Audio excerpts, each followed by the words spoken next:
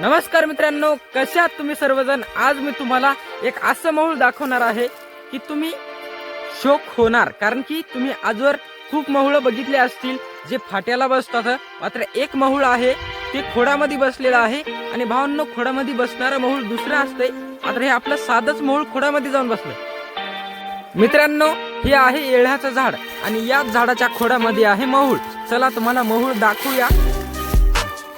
हे बघा, हे आहे भावांनो मऊळ, मस्तपैकी बसलेला आहे खोडामध्ये, बघू शकता तुम्ही। खूपच मोठं मऊळ आहे भावांनो, बघा मासे येत आहेत जात आहेत।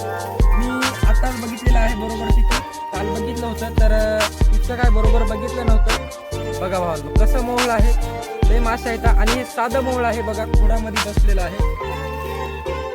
भावांनो, तुम्हाला काय वाटतंय, हे साधं मऊळ आहे खोडामध्ये बसणारं मऊळ आहे? मला कमेंट करून सांगा। मला तर वाटत आहे की हे साधंच मऊळ आहे। चला भावांनो, आजचा व्हिडिओ जर तुम्हाला आवडला असेल तर नक्की व्हिडिओला लाईक करा, चॅनलला सबस्क्राईब करा। धन्यवाद।